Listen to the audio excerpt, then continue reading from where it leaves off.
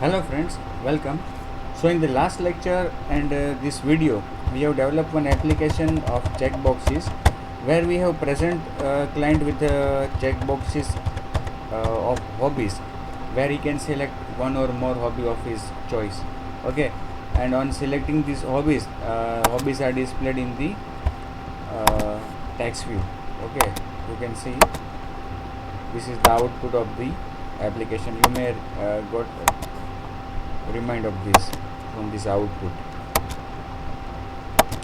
तो ये एप्लीकेशन हमने लास्ट वीडियो में की थी। अब इसी के बारे में थोड़ा मुझे आपको गाइड करना है। अब देखो यहाँ पे हम क्या कर रहे हैं कि हमने जो लॉजिक यहाँ पे अप्लाई किया है वो ऐसा है, हमने यहाँ पे एक मेथड को डिफ़ाइन किया है एज ए हैंडलर, और उस मेथड को हमने हर एक चेक बॉक्स की ऑन क्लिक मेथड में ऑन क्लिक एट्रीब्यूट पे अप्लाई किया है, कॉल किया है। ओके, और जो लॉजिक हमने लिखा है वो क्या है कि भाई जब भी कोई एक चेक बॉक्स भी क्लिक हो, चाहे वो चेक हो रहा है या अनचेक हो रहा है, जब भी वो क्लिक होता है तो हम सभी चेक बॉक्स को चेक कर रहे, सातों सात को वन बाय वन सबको हमने वेरीफाई किया कि भाई वो पहला चेक बॉक्स चेक है तो उसका कैप्शन, उसका जो टेक्स्ट है वो ऐड हो जाए, दूसरा चेक बॉक्स चेक है तो उसका भी ऐड हो जाए, तीसरा चेक नहीं है तो कोई बात नहीं, चौथा चेक है तो उसका जो ऑप्शन है स्विमिंग वो भी ऐड हो जाए। इस तरह से हमने वन बाय वन सभी चेक बॉक्सेस को चेक किया है। क्लिक केवल एक ही चेक बॉक्स हो रहा है, लेकिन हम ऐड चेक हर एक चेक बॉक्स को वन बाय वन चेक कर रहे हैं कि क्या वो चेक्ड है या नहीं है। ओके, इसलिए दोनों ही वक्त चेक्ड है, जब कोई भी चेक बॉक्स क्लिक होता है फिर वो चेक्ड होता है तब भी ये सातों कंडीशंस चेक होंगी, और अगर वो अनचेक होता है मतलब कि क्लिक तो होता ही है तो भी ये सातों सात कंडीशंस चेक होगी। और दूसरी जो बात है वो ये है कि आप देखो यहाँ पे कि अभी करंट सिलेक्शन जो है वो क्या है कि कुकिंग को मैं सिलेक्ट करता हूँ तो कुकिंग योगा के ऊपर आ गया। अब प्लेइंग को सिलेक्ट करता हूँ तो प्लेइंग देखो शुरू में आ गया, उसको मैंने सिलेक्ट किया है 5वें नंबर पे, फिर भी वो कहाँ पे आ गया, फर्स्ट में आ गया। उसी तरह से डांसिंग को सिलेक्ट करता हूँ तो वो भी यहाँ पे बीच में आ जाएगा। ऐसा नहीं होना चाहिए ना, जो जब सिलेक्ट कर रहे तभी वो अपेंड होना चाहिए टेक्स्ट व्यू में, लेकिन हमने तो लॉजिक लिखा है कि कोई भी चेक बॉक्स क्लिक हो तो ये सातों सात कंडीशंस चेक होनी चाहिए, और वो क्रम में ही होगी, ऑर्डर में, सबसे पहले प्लेइंग वाली। इसलिए ये एक प्रकार से हम कह सकते हैं कि प्रॉब्लम क्रिएट हो रही है। तो मेरे पास इसका एक दूसरा विकल्प है, वो मैं आपको बताता हूँ। और हर बार क्यों ये 7 कंडीशन चेक करें, क्योंकि 7 कंडीशन चेक करने के लिए प्रोसेसिंग पावर भी ऑक्यूपाई होगा मोबाइल का, वो नहीं होना चाहिए। केवल एक चीज़ के लिए सातों सात कंडीशंस हम क्यों चेक करें भाई। तो मेरे पास जो दूसरा ऑप्शन है वो ये है कि हाँ, एक और बात भी बता दूँ आपको कि पहले ये हमने देखा था पिछले वीडियो में कि ये सभी चेक बॉक्स वर्टिकली अलाइन नहीं आ रहे थे, मतलब कि पहला चेक बॉक्स थोड़ा लेफ़्ट आ रहा था, बाकी के 6 जो चेक बॉक्सेस है वो वर्टिकली अलाइन आ रहे थे। तो वो भी हो गए। मैंने क्या किया कि जो पहला चेक बॉक्स है हमारा उसको हॉरिजॉन्टली मैंने सेंटर में रखा, ठीक है, उसको हॉरिजॉन्टली सेंटर में रखा और मार्जिन टॉप उसका 10 दे दिया। फिर टेक्स्ट साइज़ जो है सेकंड में जो मैंने लेफ़्ट अलाइन दिया, लेआउट लेफ़्ट अलाइन, वो हॉबी का दिया, मतलब कि सेकंड चेक बॉक्स है वो किसके लेफ़्ट अलाइनमेंट होना चाहिए, प्लेइंग का। उसी तरह से रीडिंग को भी प्लेइंग का। तो सभी चेक बॉक्सेस को लेफ़्ट अलाइन किया मैंने, किससे, प्लेइंग से, मतलब कि प्लेइंग का लेफ़्ट जहाँ पे है बाकी सभी चेक बॉक्सेस के लेफ़्ट भी वहीं पे होंगे, तो सभी अलाइनमेंट हो गए। अब देखो यहाँ पे मैं सबसे पहले हमारे पास एक स्ट्रिंग बफर का ऑब्जेक्ट है, ओके, उसको मैं नीचे ले लेता हूँ, ठीक है, स्ट्रिंग बफर। और उसमें मैं क्या लिखूँगा, अच्छा उसमें कुछ नहीं लिखना है अभी, क्योंकि हॉबीज़ वैसे भी यहाँ पे लिखा हुआ है योर हॉबीज़ कैपिटल में, वो मैंने कैपिटल में लिख दिया क्योंकि ये सभी भी कैपिटल में हो तो अच्छा। चेक बॉक्सेस सभी कैपिटल में है टेक्स्ट उसका। अब स्ट्रिंग बफर अभी एम्प्टी है। ओके, अब मैं क्या करूँगा, जो चेक बॉक्स पे क्लिक हुआ है वो हमें मिल रहा है चेक बॉक्स कहाँ पे, इस वी के अंदर, व्यू में। तो उसको मैं यहाँ पे एक वेरिएबल में स्टोर करता हूँ, check box equal to check box V. Okay, अब हम क्या करेंगे, अब हम आइडेंटिफाई करेंगे कि ये जो चेक बॉक्स क्लिक हुआ है क्या वो चेक्ड हुआ है या अनचेक्ड हुआ है। अगर चेक्ड हुआ है तो टेक्स्ट व्यू में उसका टेक्स्ट ऐड करेंगे। जो चेक बॉक्स चेक हुआ है उसका टेक्स्ट क्या है, हॉबी का नाम। ओके, तो यहाँ पे मैं चेक करूँगा, if check box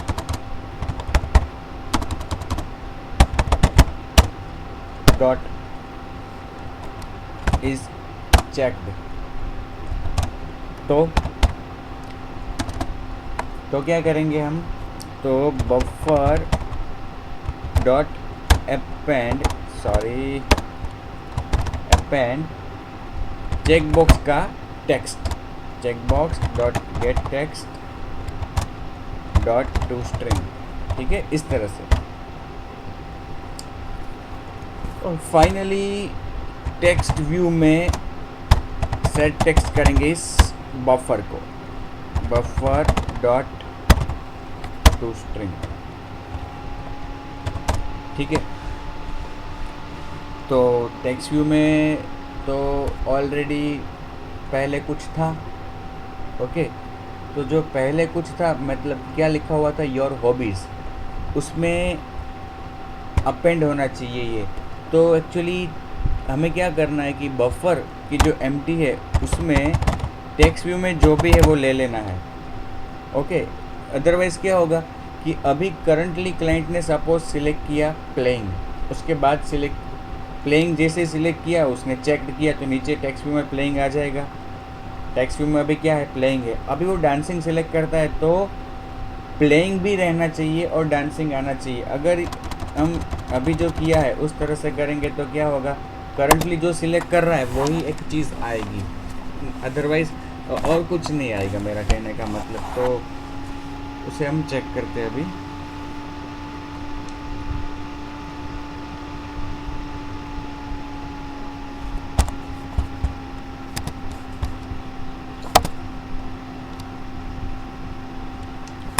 dancing, singing, cooking, playing, एक ही आ रहा है जो अभी सिलेक्ट किया वो। ऐसा नहीं करना है। अगर मैं रीडिंग को सिलेक्ट करता हूँ, चेक करता हूँ, तो पहले यहाँ पे जो था वो रहना चाहिए, उसमें अपेंड होना चाहिए रीडिंग। उसके लिए करंटली टेक्स्ट व्यू में जो दिख रहा है उसको मैं बफर में अपेंड कर लेता हूँ। बफर फ़िलहाल एम्प्टी है, उसमें अपेंड कर रहा हूँ text view dot get text dot to string. ठीक है, अब देखिए, अब जो बदलाव हो रहा है वो देखिए।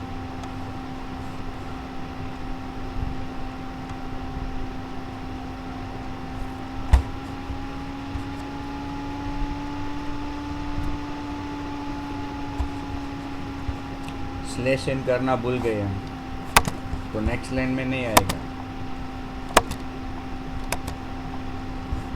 है ना। यहाँ पे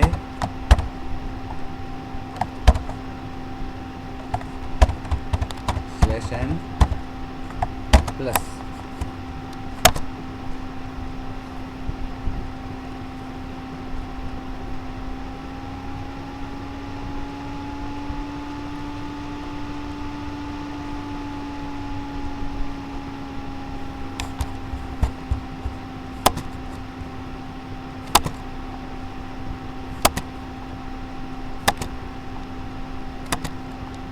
आ रहा है सर। जिस ऑर्डर में हम उसको ऐड कर रहे हैं उसी ऑर्डर में वो आ रहा है। अब जब इसको अनचेक करेंगे तो वो जाएगा नहीं। ओके, अब अनचेक करने के लिए भी हमने तो पहले क्या किया था, जब किसी एक चेक बॉक्स को अनचेक करता है तो हम सभी को चेक वेरीफाई करेंगे, कौन कौन से चेक है उसको टेक्स्ट व्यू में ऐड कर दो। तो 7 कंडीशंस हर बार चेक करनी, इट इज़ ए कम्बसम टास्क। भले ही हमें नहीं करना है, डिवाइस को करना पड़ता है प्रोसेसिंग, बट उसके लिए भी एक काम तो बढ़ जाता है ना। तो एल्स में हम लिखेंगे अनचेक्ड है तो भी जो भी करंट टेक्स्ट व्यू में दिख रहा है सब हॉबीज, उसमें से ही एक अनचेक किया होगा उसने, क्योंकि अनचेक कब होता है, जब चेक हुआ है तब। चेक हुआ है तो टेक्स्ट व्यू में वो आ गया है, अनचेक हुआ है तो टेक्स्ट व्यू में से वो निकाल देना है। तो निकाल देने के लिए पहले हमने क्या किया, चेक बॉक्स में हम सब कुछ ले रहे हैं। चेक बॉक्स में टेक्स्ट व्यू में जो भी है वो हमने बफर में अपेंड कर दिया है। अब वो एक टेक्स्ट बफर से हम निकाल दे अगर बफर डॉट डिलीट, तो पहली आर्गुमेंट स्टार्ट कहाँ से निकालना है, तो पहले वो हॉबी कौन से क्रम में सिलेक्ट की थी क्लाइंट ने, ये हमें पता नहीं है। तो टेक्स्ट व्यू में कहीं पे भी वो हो सकती है, चेक्ड है इसका मतलब कहीं पे भी वो होगी, जहाँ पे भी है उसका इंडेक्स हम यहाँ पे रिट्रीव करते हैं। Index is equal to buffer dot index of कौन सी हॉबी जो सिलेक्ट की है, वो कौन सी सिलेक्ट की है, checkbox dot get text dot to string. ऐसा करते हैं ना कि इसको एक वेरिएबल में ही स्टोर कर लेते हैं, यहाँ पे string hobby equal to checkbox dot get text dot to string, फिर इंडेक्स ऑफ हॉबी।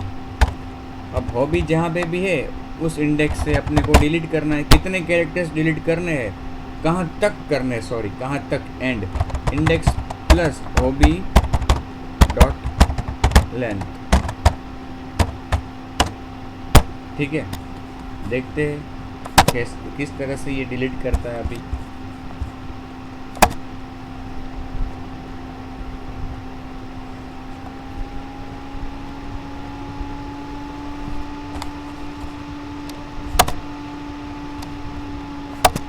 देखो डांसिंग ऐड किया, योगा ऐड किया, सिंगिंग ऐड किया, स्विमिंग ऐड किया, प्लेइंग ऐड किया।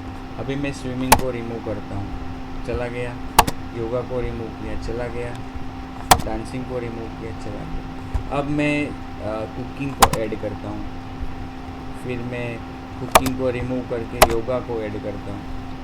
तो देखो डिलीट हो रहा है, बीच में से डिलीट हो रहा है, लेकिन उस जगह पे गैप पड़ जा रहा है, तो वो नहीं करना है। एक्चुअली वहाँ पे स्लैश एन हमने यहाँ पे ऐड किया है ना, इसलिए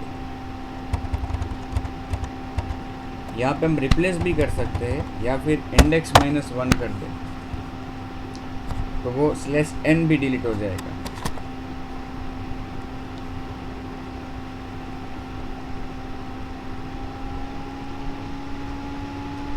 डिलीट हो जाएगा, लेकिन वो जगह /n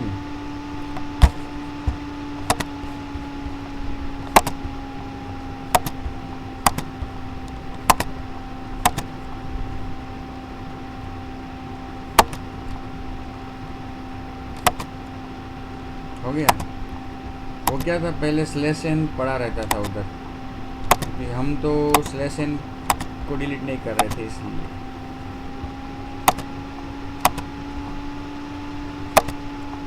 इस तरह से।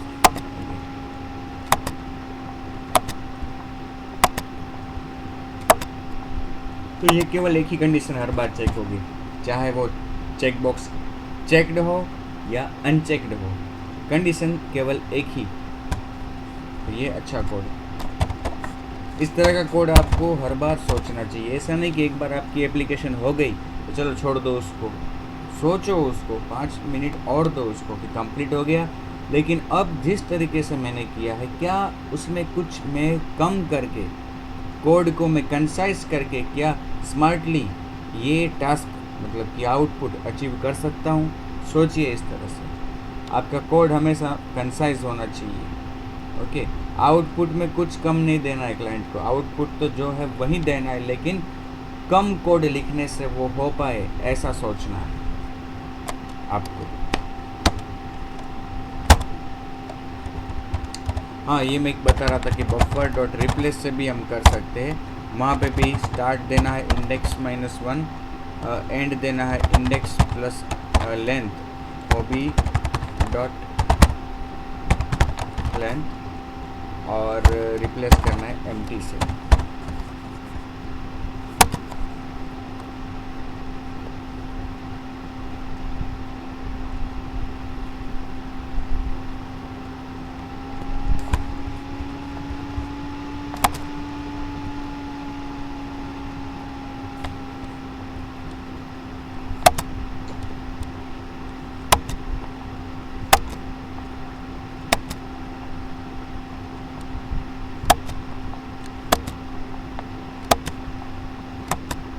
अब देखो सिंगिंग को रिमूव करते हैं, गया।